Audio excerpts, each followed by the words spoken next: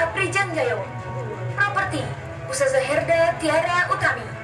Para hadirin, selamat menyaksikan.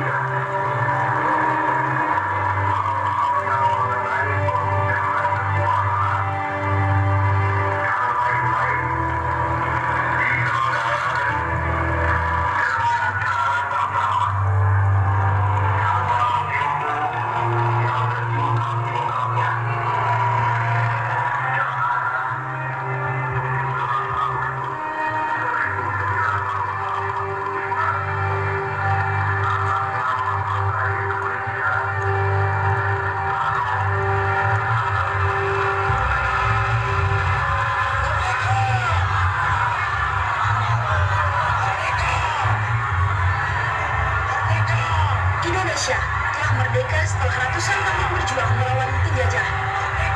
Indonesia memastikan dirinya terbebas dari cengkraman negara lain pada tanggal 17 Agustus 1945.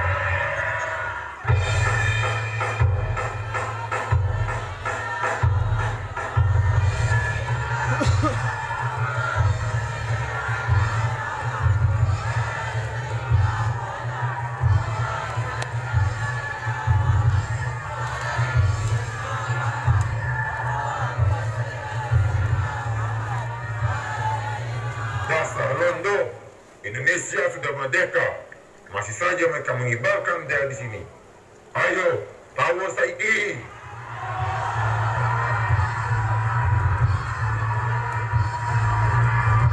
Hei, hei, hei, ada apa kalian orang datang ke sini? Hei, Indonesia sudah merdeka. Turunkan bendera itu, atau aku akan mengangkatnya sendiri. tidak bisa. Pokoknya tidak bisa.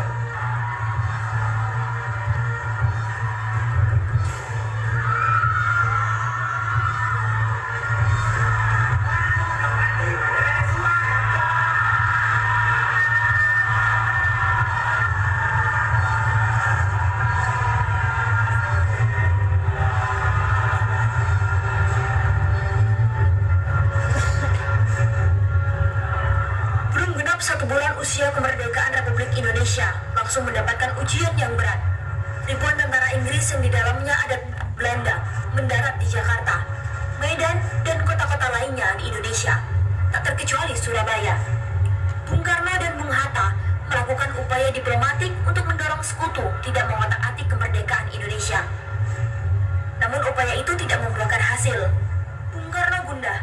Ia menghitung kalau terjadi peperangan secara matematis, tidak mungkin mengalahkan sekutunya karena persenjataan mereka lebih lengkap.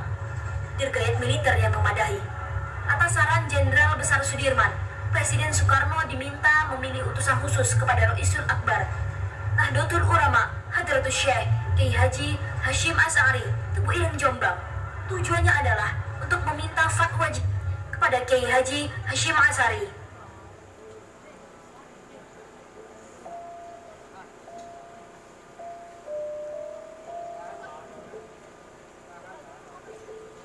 Maaf Kiai, ada tamu dari Jakarta yang ingin bertemu Yai.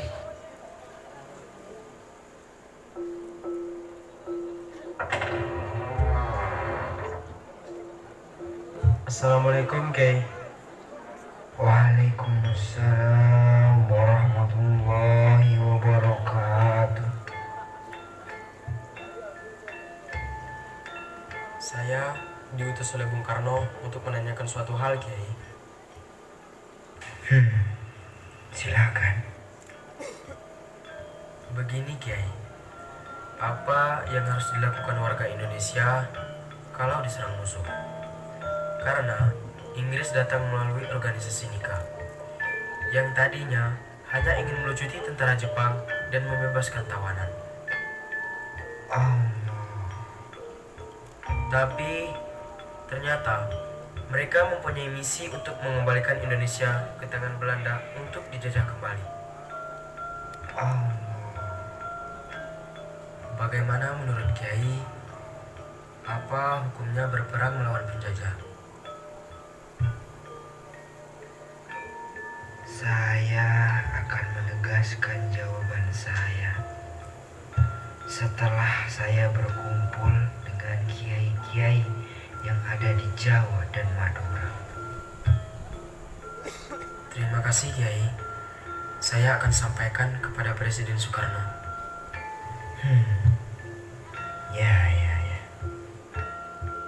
Dan kami akan menunggu jawaban Kiai. Permisi Kiai. Monggo. Assalamualaikum Kiai. Waalaikumsalam warahmatullahi wabarakatuh.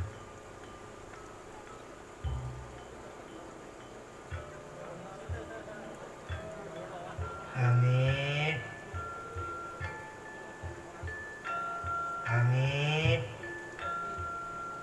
Nggih, Yai. Pergilah ke tambak beras. Sampaikan kepada Kiai Wahab Hasbullah. Katakan kepada Kiai Wahab, saya ingin bertemu. Nggih, Yai. Perlu pamit, Yai. Nggih. Assalamualaikum. Waalaikumsalam warahmatullahi wabarakatuh.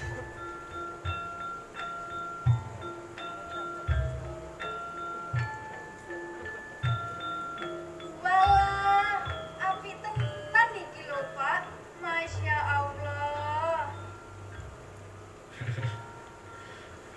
Bu, waktu di pasar tadi, Bapak tuh melihat kerudung itu, wah, apik banget ya. Bapak jadi teringat istri Bapak yang kerudungnya sudah lusuh itu loh. Masya Allah, api tenan iki, Pak. Pak, Bapak lagi mikirin apa toh, Pak? Negeri ini tanahnya subur, Bu. Rakyatnya banyak. Ya Allah. Tapi malah menjadi negeri jajahan. Kalau saja umat Islam bersatu, hal ini pasti tidak akan terjadi, Bu. Wa'tasimu bihablillahi jami'an wa la tafarraqu. Allah tidak akan pernah memberi manfaat dan kemuliaan bagi mereka yang tidak mau duduk berjamaah, tidak bagi umatnya yang terdahulu, juga tidak bagi hamba Allah yang hidup di akhir zaman. Itu yang selalu Bapak ucapkan berkali-kali, Pak.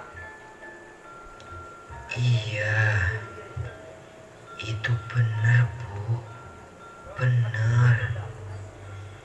Ya Allah, belum lama penjajahan Jepang selesai. Sekarang Inggris datang kembali dengan kaki tangannya, Bu, untuk menjajah kembali negeri ini.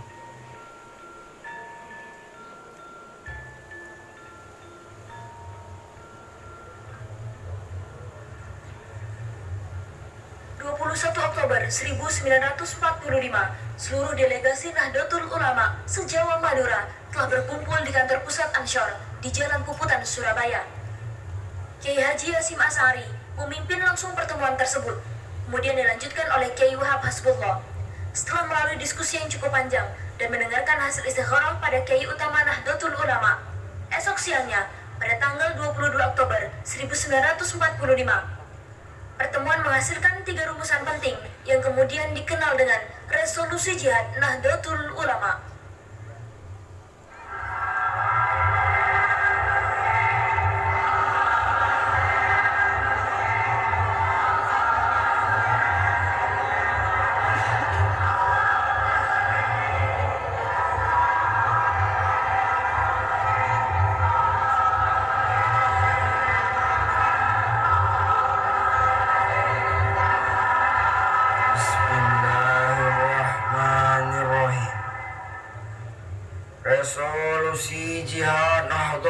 ulama seluruh daerah Jawa Madura memutuskan memohon dengan sangat kepada pemerintah Republik Indonesia supaya menentukan dan mengupayakan tindakan yang nyata serta sepadan terhadap usaha-usaha yang membahayakan kemerdekaan dan agama dan negara Indonesia, terutama dengan pihak Belanda dan kaki tangannya, supaya memerintahkan perjuangan bersifat sabilillah untuk tegaknya negara Indonesia dan agama Islam.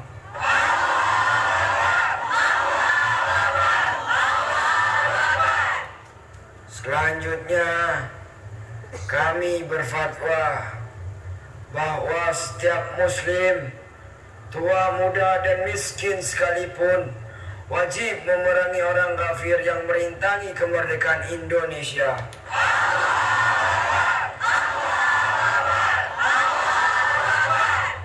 Yang kedua, pejuang yang mati dalam perang kemerdekaan Indonesia layak disebut syuhada.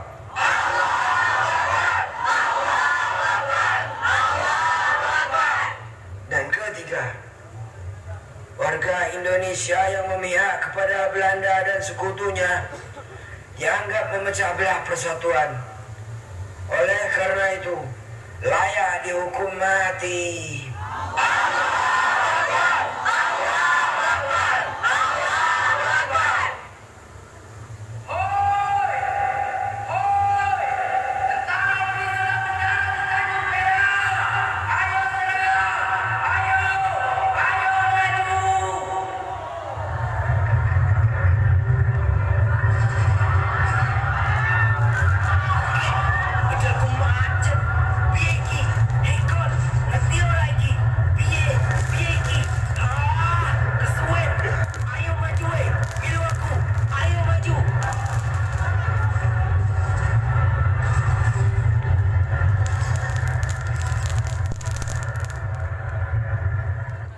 Selama perang 3 hari pada tanggal 27, 28, dan 29 Oktober 1945, tentara Inggris kewalahan menghadapi perlawanan rakyat Jawa Timur.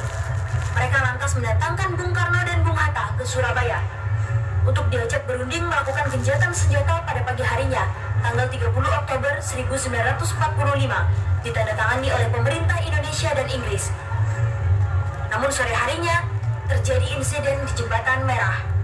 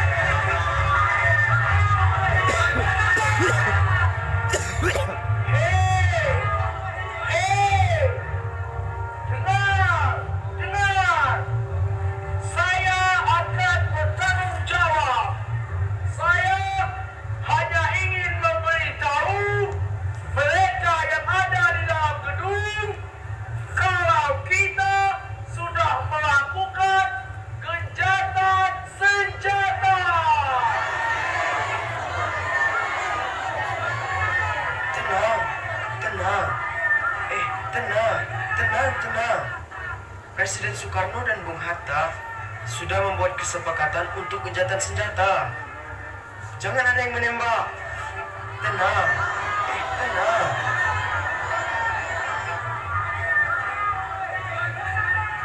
Bilang sama mereka, bendera-bendera ini tidak akan berhenti berkibar di hadapan tentara Inggris. Sejengkal pun tidak akan surut. Dan kami akan membuat lagi beribu-ribu bendera semacam ini kalau Inggris dan londo-londo itu tidak mau menyerah. Suruh mereka yang ada di gedung Terso itu keluar dan pergi. Usir mereka dari kota Surabaya. Iya, kami mengerti. Besok mereka pasti akan pergi dari sini. Cuma sampai nanti malam mereka di gedung itu. Pasti. Ini sudah kesepakatan kita bersama. Dan katakan juga kepada mereka untuk tidak lagi melakukan penembakan kepada kami. Iya. Sekarang beri mereka jalan.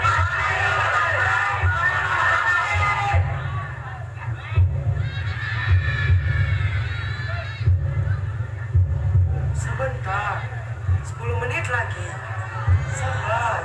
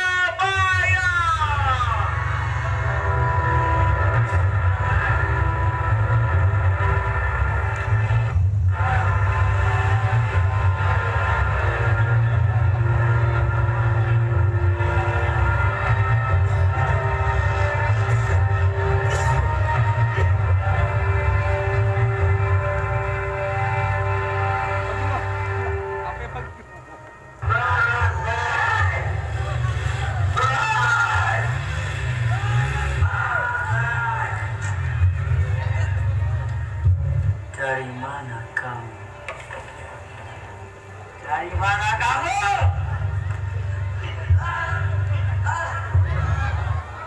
Dari mana kamu?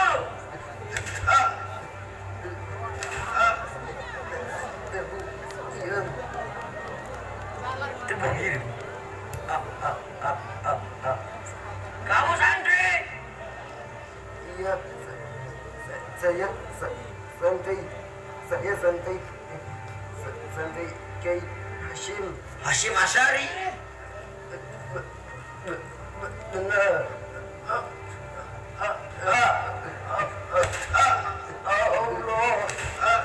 Allah Akbar.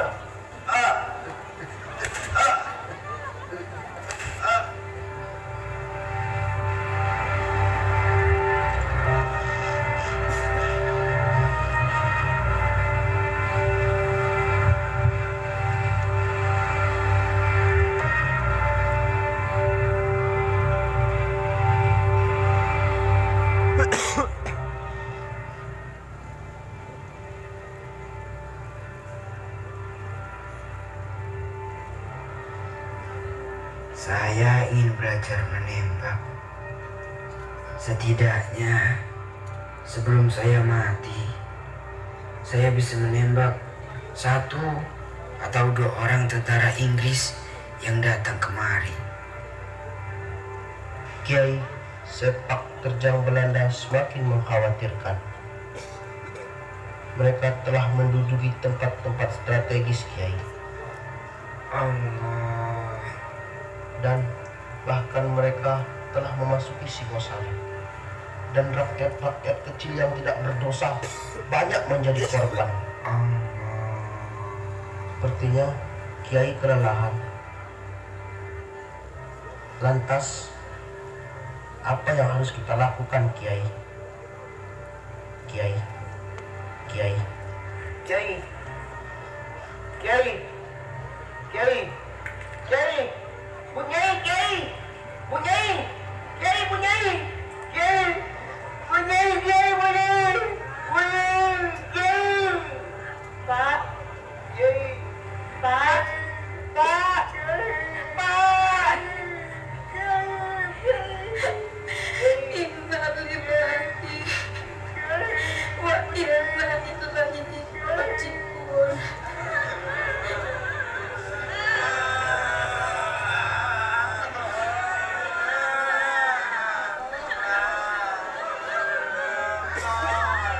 Sejarah mencatat loyalitas para ulama dan kaum santri terhadap bangsa Indonesia tidak pernah lekang, walau dalam kondisi darurat sekalipun. Ketika kaum muslimin yang menghadapi dilema di antara kepentingan agama dan kepentingan bangsa, para kiai mampu mengambil sikap politik kebangsaan yang tegas demi kemaslahatan umat. Fakta itu dapat dilihat dari sejumlah rekaman perjalanan sejarah Republik Indonesia.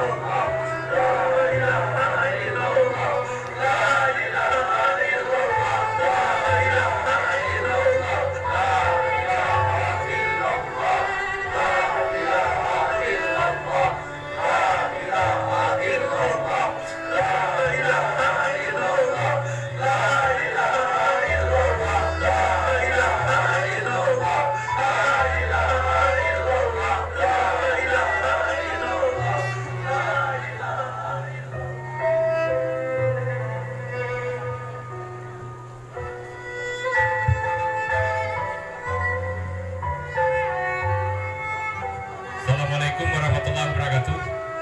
Ini bagus sekali, kita berikan tepuk tangan buat sekalian ya. Saya minta perwakilan dari yang main drama tadi kolosal, yang jadi peran jadi korban ditendang-tendang, dijambak-jambak itu. Saya maju dulu sini. Yusuf. Itu peran yang atau bagian barisan belakang tadi, kemana? Woi, udah enak dipanggil kode itu bonus udah itu pakai. Mana yang pemeran yang ditendang-tendang, dijambak-jambak dari ibu-ibu di belakangnya agak histeris tadi nengok. Kata ucap balas dendam kawan. Yang mana tadi? Ah, sini. Kita kasih bonus 5 juta. Ya.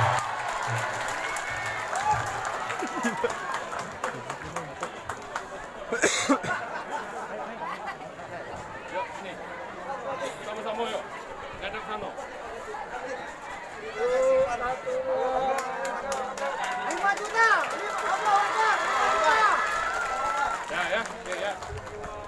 Allah